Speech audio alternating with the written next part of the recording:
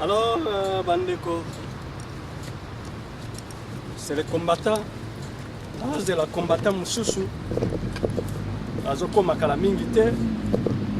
Bokoyeba ezali nani, invité à lelo zanani.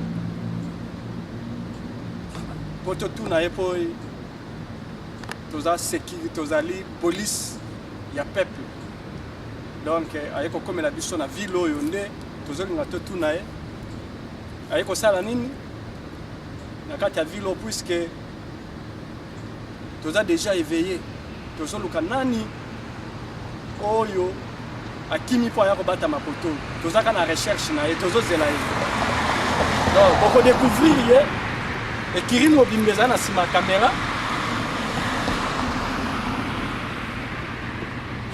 Donc groupe Mobimba ya Vilo bazana na sima caméra, bazozela nani oyo azoya ayako akoti na kati ya Vilo sengo to yeba ye. Alors dans quelques minutes nous mona ye azokoma. Donc kala mingi te.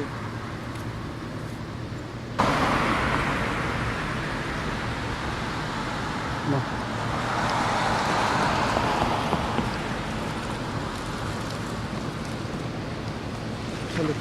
Qu'est-ce qu'on fait?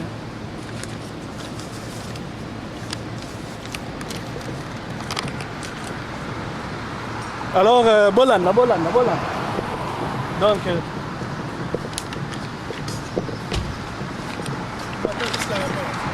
toujours, on a déjà qui dans le final, il y a quoi qu'il y a un donc, ndemo tutubana au Zélandais oyo. Combattant Kazamoto.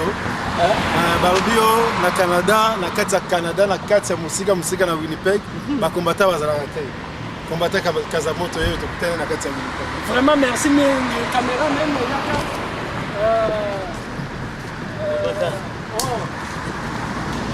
Président Jonathan, représentant ya IDPS Manitoba, donc na kati ya Winnipeg. En Canada. Oui, à Canada. Tu as les mains, puisque na moni côté linga na kati ya terrain nanga. Terrain zaka déjà miné.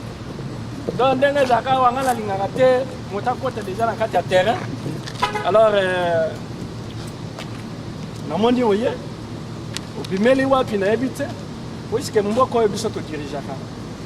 La terrain ezaka déjà bien contrôlé pour bato mingi bakomi ko kima gouvernement oyo ya sanguinière. Bazo kima bazo ya koto alors biso to sito to na déjà éveillé amoni président pe ya IDPS azali na retourner pe ba mituna na ye malgré que terrain ezaka déjà na bakolo nango amoni komilinga ya maloba nini ozana ngo puisque l'éviter côté obimeli ozana ni na yebi na notiko ba Patrick Kankou membre et cadre ya mnene na Ligue des femmes pardon na Ligue des jeunes, il y a IDPS.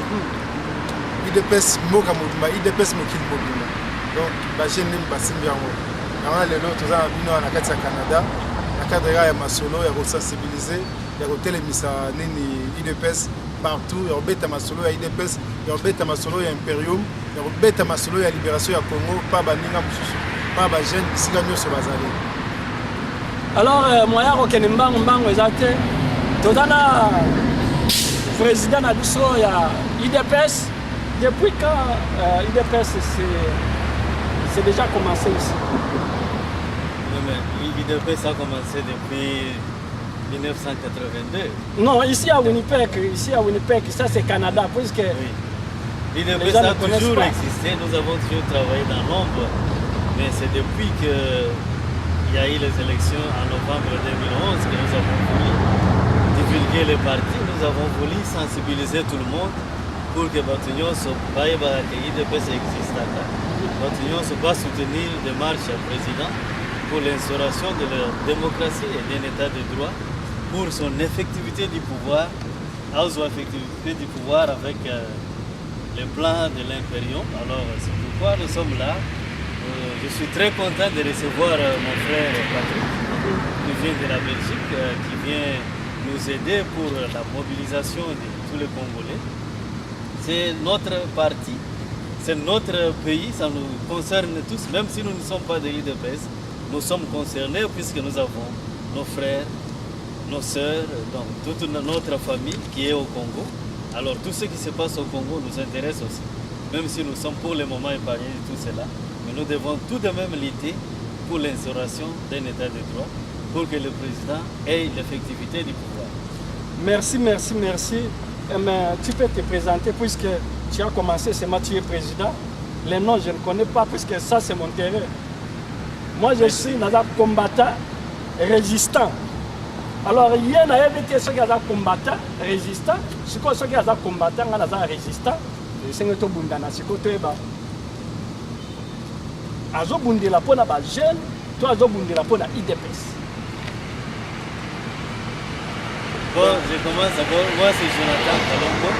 Je suis président pour la section Manitoba, président de l'IDPS pour la section Manitoba. Si vous voulez vous présenter, c'est Patrick. Il est chargé de la jeunesse pour le Benelux. Alors, c'est un membre influent, comme il vous a dit, et comme vous le savez très bien, il a eu à faire beaucoup d'actions. Bon, toutefois, je ne peux pas parler à sa place. Il est là, il doit se défendre lui-même. Oui.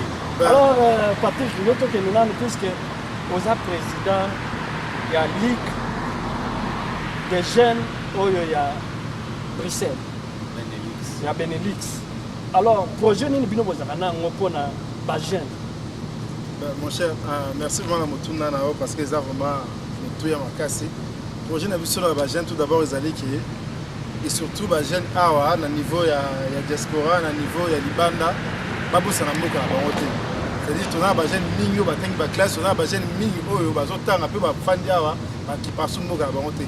To ngi to sa ba jeune qui mboka na bango ezali ba kino baza na pays na bango Congo malgré va changer la nationalité, tu vas changer la nationalité, mais tu vas changer le pourcentage, ça n'a pas été donc, nous c'est ce que tu as dit. Donc, pas toujours éveillé, balanela toujours ma mauvaise les cannabis et surtout, éveil patriotique aux gens les lois qui m'ont agressé, m'ont envahi, tout ça qui est élection lobby, les lois, bah ils sont élection, donc bah bon écoute qui est présent, à Bimaki au peuple la Ponaki, bah bon écoute présent à exercer pouvoir naïf. Donc, on a besoin de la mission à sensibiliser les jeunes, parce que nous sommes tous les Awa, na Canada, na Manitoba, l'objet na Montréal, après Toronto, après na États-Unis, après na Baninga Afrique ici. Donc tout ça les apprend à sensibiliser les jeunes. Déjà les jeunes peuvent télémarquer, les jeunes abisso ba masse ba combattants partout. Donc pour encourager bango et que pour soutenir sur la chaîne, surtout il y a IDPS, va continuer toujours dans le combat. Vraiment, tu as mis dans Maboko Pelele. Merci. Président de IDPS Azana, na moniteur à Kangi Maboko, mais à Fongoli Maboko pour karaté, au côté de la terrain, puisque le terrain est glissant. Le terrain penza, ce qu'on continue le Togolia. Mais le rôle là, yo continue à Boussolo, moi je damé aux athées. Mais il y a bien moi makamuke puisque nous zobima ebele. Bino biso donc bino bato yo biboza pembeni ya papa président Tshisekedi Shabani apalangani na $300,000. Alors na ebité $300,000 wana lokola yo zaka pe moi pembeni na ye apesa pe moi 100,000 pe na poste na ebité nde ngano palangani yo yena ba koto yo po moi buru yango esi lo bien. Mon cher, problème il y a mbongo wana eza problème moko vraiment interne na kati ya parti eza na nini na justice bapesaki wana justice ya bakote wana batranche problème wana tozozela oyo bango esila comme ça tose prononcer donc pour na biso jusque là Shabani aza secrétaire général Shabani aza innocent et tozozela justice oyo bapesaki bango bacharge makambo wana basilisa yango donc nana akomate biso bapesa eza te mais mpona likambo ya bavoyage biso tovoyagea na biso totambola na biso mpona kosensibilize bato donc eloko na koloba yango wana na base se défendre mais na ndenge se défendre na ndenge na yo mais ngai na ndenge na ngai nazomona ke bala wana oyo 300,000 eza mbongo ebele. Alors, comment expliquer les sous-sous bazuye batindi sous la justice tandis que justice wana biso to lingi ngote. Ozomona nte ezaneti te kaka bino moko na kati ya cercle na bino bozuye bo livrer les sous-sous na moto abomaka bato. pour moto wana bino moko boyebi abomaka bato siko bolivrer kuna po balia ye ou bien ndeni président répond na le président ko défendre yango puisque tu as déjà répondu à ta question. Je n'ai pas encore répondu. Donc tu sais, dans tout mouvement, il y a toujours des courants, il y a toujours des raisons. Moi, je considère ce problème-là comme une lutte entre les réseaux. Donc, comme tu viens de le dire, nous ne reconnaissons pas la justice au Congo. Mais aujourd'hui, ce problème-là se trouve à la justice. C'est ce qui fait voir qu'il y a une contradiction entre nous. Donc, c'est pour dire que c'est une confusion qui a été alimentée par un groupe de gens. Donc, personnellement, je demande au président national et au président de la République de pouvoir bien contrôler, bien prendre contrôle de tout ce qui se passe, de pouvoir bien avoir les véritables informations avant de laisser ou signer un papier quelconque. C'est très important. Ça va à l'honneur du parti. Ça tâche l'honneur du parti. Alors il doit vraiment être sûr que toutes les décisions qu'il signe sont justes et vérifiables. Puisque d'un côté, ne pas reconnaître la justice et aller encore accuser quelqu'un à cette même justice, c'est déjà une contradiction. Yeah, merci. Nabanzi, président de Ligue des jeunes. Très jeune, quand on est Zolo. Pour biso, on a comme ça moto te. Pour biso totiki na makambo bilamba. Pour mboka eza déjà mabé. On a la relata. Parti à mboka kuna déjà basi ba récupérer on a hotel sa bilamba on pas nani. Alors totiki na makambo bilamba. Toujours de l'andana no côté mabélé zo kende pour mabélé déjà ici ekei. Toujours linga to benda ngo kare récupérer toujours milango. Mais na lingi na lo ba lisusu. Na bino kuna côté yo uti na Bruxelles. Toujours comprendre bino le suscité. N'était aussi bodame pe mbongo. Ba collabo ba comme belé bato ba na opelisa moto bazongi sima. Bazongi sima ndenge nini? Toujours mona Zakaria ya kebele wana. Zakaria ya kebele information moko ele ka suscité. A côté ya bini. Toujours mona tango fort. Ayaka abimi ndenge alingi. Toujours mona mwasi ya Kanambe. Oyo Rwande wana. Oyo Olive Ayaka. Asali makamoneti abimi. Mais bino boyebi. Mais botika kaye donc bosi bodame pepo yo zali oza moto ya oza combattant. Oza côté ya ngambo bozo take. Mais ndenge nini botikela bango ba porte baba na kokota ka babima ba komi ko loba loba. Lego. Ouais, ça on a dit que ils sont vraiment dans le niveau de Belgique, France, Angleterre, Hollande, Allemagne. On combattait ba Lenda, on combattait ba Fanda. On peut exemple à la gare du Midi. Je salue mes amis, je salue ma combattant à la gare du Midi. Tout, Oyo, ma veillera chaque tango, chaque soir. Ma tigana sous l'état.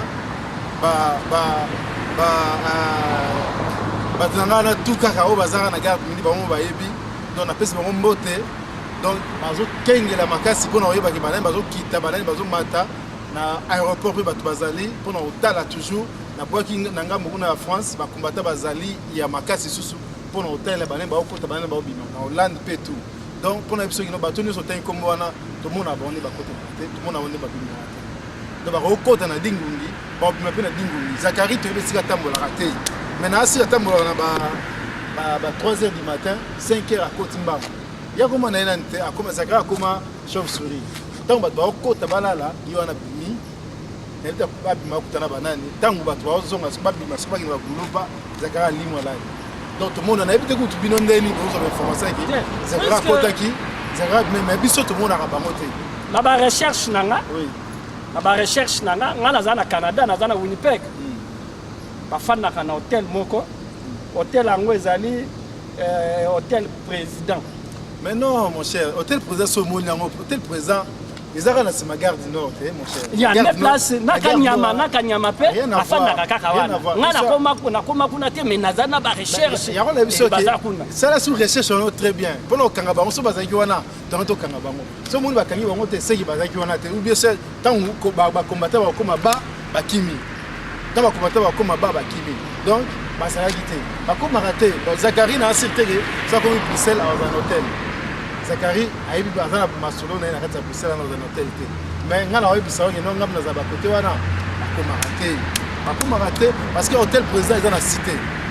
Donc la cité pour na balia yo, balia bien mais il va qui combattre ça yo qui non pour dans hôtel pas quoi en hôtel. Ba fouiller kutu, ba chambre tout, ba fouiller kutu. Bato ba ida bisu kutu, bato ba sala ba réceptionniste wana, ba hôtel la liste. Ceux qui basalis, ba c'est ceux qui non pour basalis. Ceux basalis, c'est ceux clairement qui basaté parce que bon mo baso banga.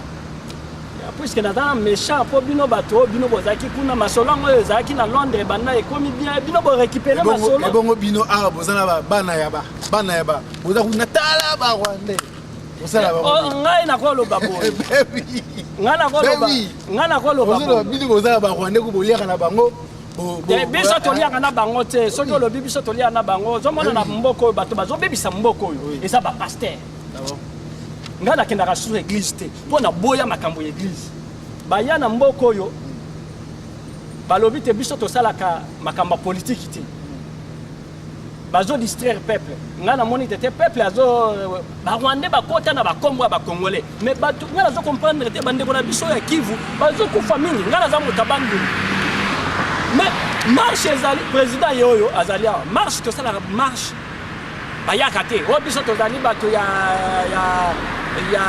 politique te mais bandeko na bango bazokufa bazomona ngo rien biso bato musika toza kobundela bango alors le président nazolinga na tuno lisusu puisque terreau eza terrain na yo malgré que nga naza résistant so bino bolembi nga na kolamusa bino lisusu bolamu sikoyo masolo anga ba marche pe kaka ndenge mbongo esi etamboli bino pe bo récupérer pe ya bino bien. Merci beaucoup pour la question. C'est une très bonne question. Nous venons de discuter avec le président.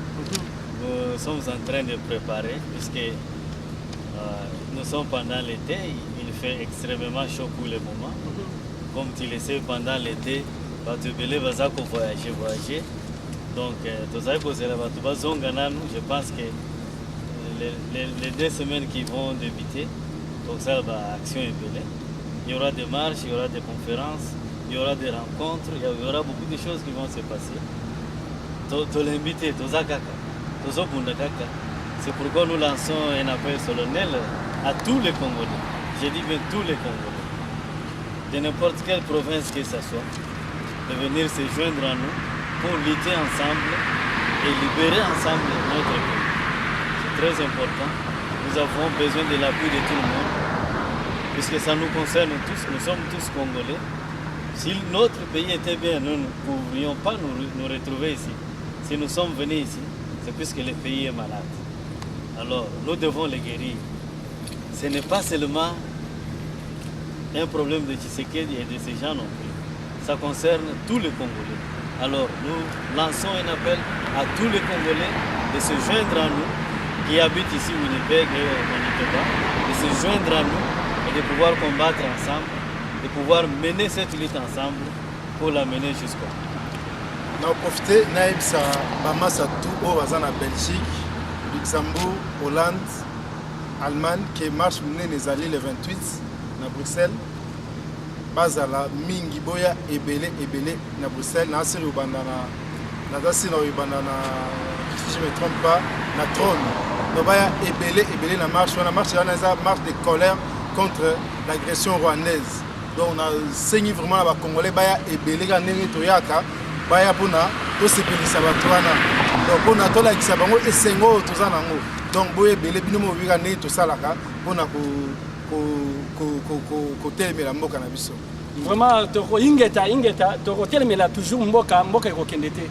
Ata totikali bato mibale toko simbaka mboka toko tira yango ezongaka. Mais président de Ligue des Jeunes, relation nini yo na Félix Tshisekedi po nazo comprendre te na kati wana. Félix Tshisekedi. Non, mais moi je peux répondre. Félix Tshisekedi, Non, c'est un cadre la du question parti. là. Lui aussi, c'est un cadre du parti. Je pense que... La PC Koutumbote et Félix Mkonzi Nangai, on a de très bonnes relations avec Félix. Il m'a dit que la PC Mbote a mis à Londres, la délégation Moussoussou. Nous avons très bonnes relations. Donc, il y a un écoute. Voilà. La base, on ne peut pas défendre. Mais dans la recherche, deuxième épisode de Rosala, on a bien la relation. Pour une recherche, information sont na zana ngo pour na monio mbala moko komelinga nde lokola nga na tambula na caméra nde na récupérer yo. Alors question musu na linga tuna ambassadeur oya bi oya zaki ministre ya transport boye bitete azaka pe collabo pourquoi botika kaye bo protéger kaye nga na webso que ambassadeur monsieur Mova ambassadeur sortant et toujours tika été toujours c'est la président plus ambassadeur asika comme ça tokende ko tika tokende ambassadeur na biso na ambassade wana azali ambassadeur mo sortant a assumer intérim en attendant le chef de l'État Etienne Tshisekedi après biso ambassadeur comme ça to qui nous goûte na ambassade vraiment quand ndego zolo bana question monsieur Zobakisa mosusu oyebi Placide merci de Jésus Placide azana restaurant pembeni ya église Saint-Boniface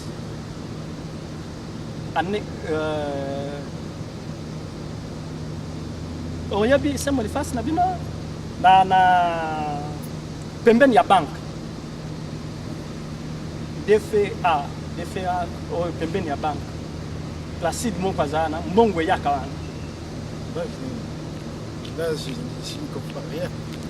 Placide nani annexe oyebi ete banque TVA eza oyebi quartier au Saint-Boniface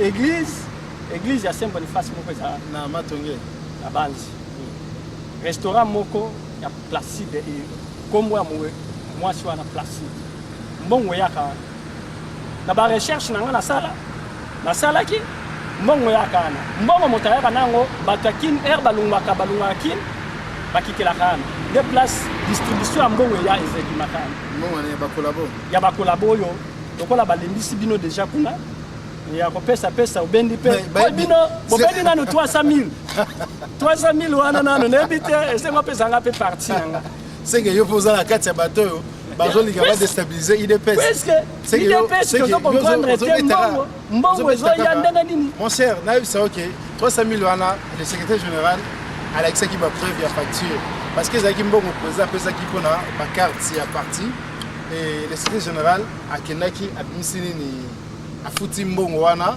bapesi ba facture voire même dans le tribunal il y a eu muto azwaki mbongo wana nani imprimeur wana azwaki mbongo wana il a témoigné na ko kene mo musika pona biso ke ça fait moins 1 mois et demi que histoire wana ezalaki ceux qui vraiment secrétaire général azalaki impliqué na likambo wana mais lelo bakangi donc je vais pas faire polémique na kati ya histoire wana tous la soi-disant justice wana et kata likambo wana bon parlons ya nini ya paramo ya bambongo Saint-Boniface mo tout dans la kamu na otuna bo Saint-Boniface na fana kuna te mais ya bitala ba recherche no sala ngo bien na biku mambo Placide na IBT na biku restaurant na te mais na biso ke yeba ki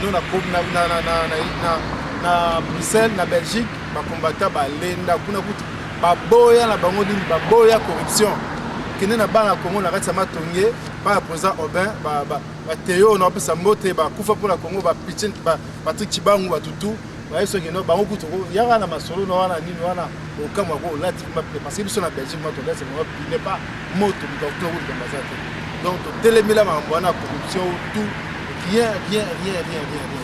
Tokomi na suka ya émission na biso na banjo za premier épisode donc on a zongi singa les sous tenaki na sala sous recherche na rozongi la recherche wana Alors lilobano asuka na baninga oyo tiki na baninga oyo kokutawa président pe azana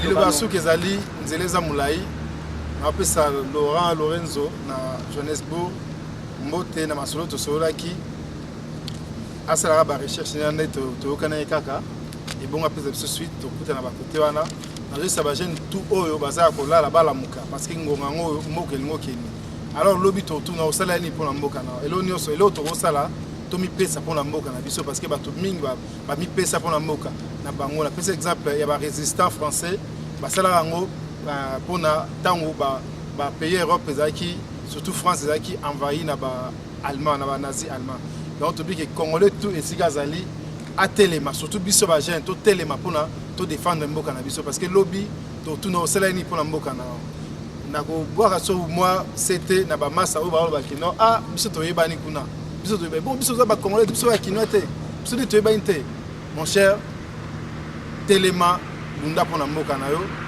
na pesi mbote mingi na ba massa to baza na Paris méthode message za yo yo moi maso to solaki to kutana comme ça to betali solo to tambola masolo to tambola ne to kana masolo na ebisa ki wana donc bon sara bana mai mama kapinga to kutana na marche le 28 na tsengi ba tout boya na marche le 28 na Bruxelles na sipe na Paris goza la to kutana biso to tambola pour na mboka na biso ingeta président.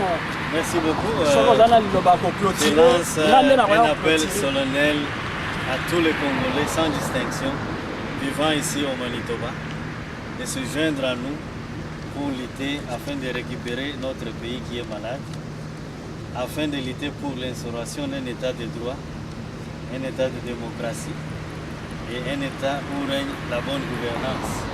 Nous sommes tous concernés, c'est pourquoi nous vous appelons à se joindre à nous pendant nos manifestations ou toutes les actions que nous allons mener ici au Manitoba. Ingeta ngana na lingina lo banazi to komi déjà na suka nazo pesa ka mbote mingi na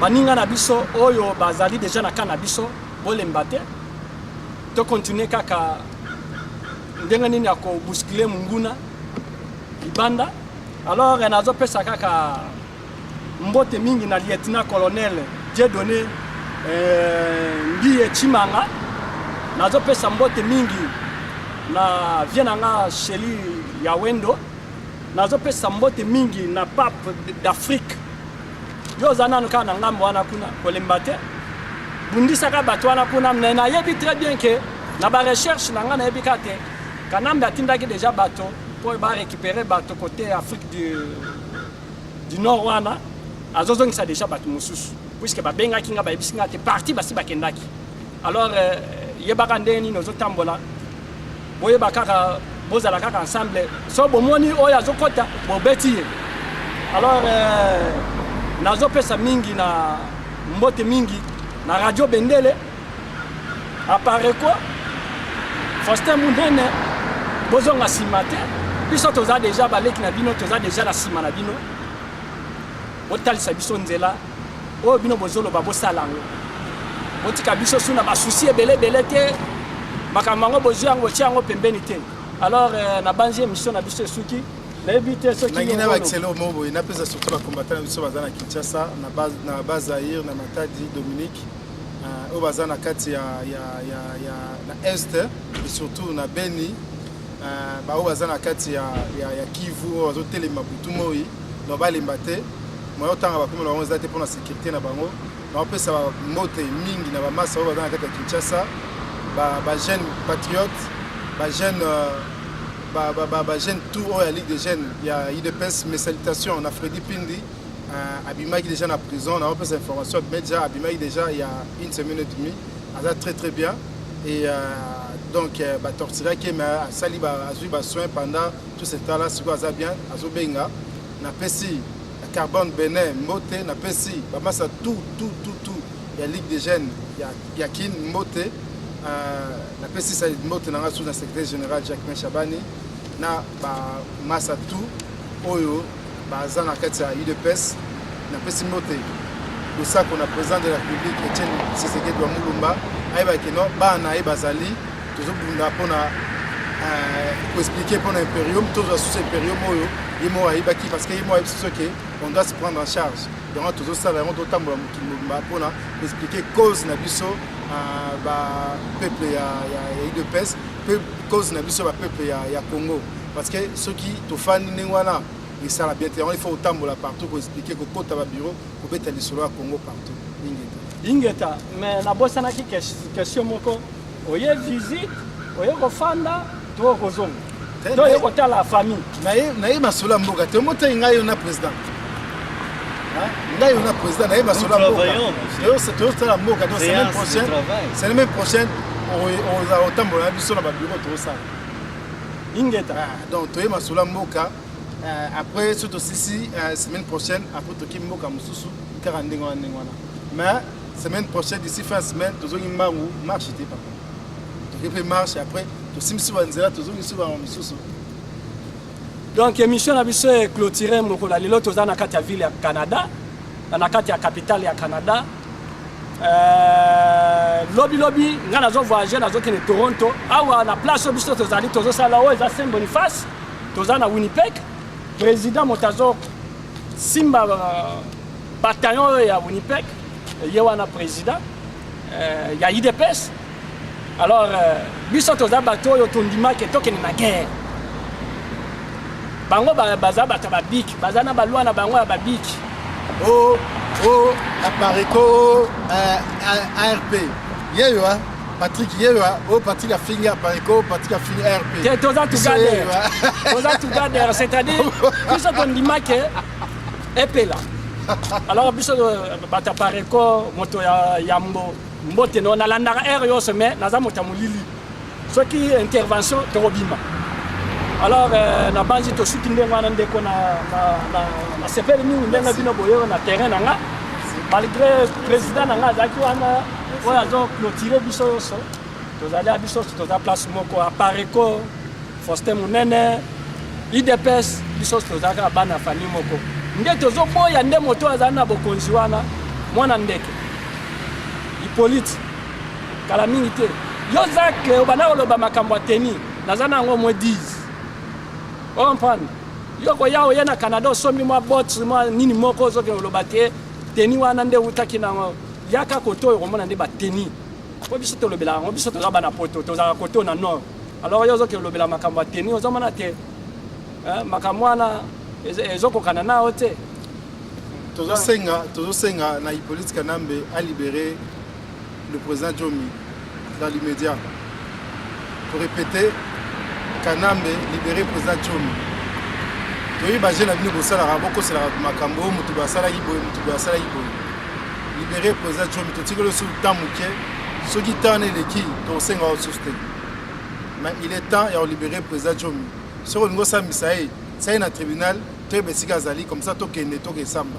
Mais toyi baje na bino yo na ba mende bino tout toyi baje na bino na ba soi-disant général au l'éco talibou en figa tema to signora pour libérer le président John. OK, to clôturer on a deuxième épisode de Zoya à Outiko Koma à suivre toujours. Bah si sommes Nathan nde motaza na caméra na sima caméra bato bazaku na bazota la biso soki oye ngulu tolie yo alors biso to bimisi elolo alors to suki wana deuxième épisode de Zoya bye ingeta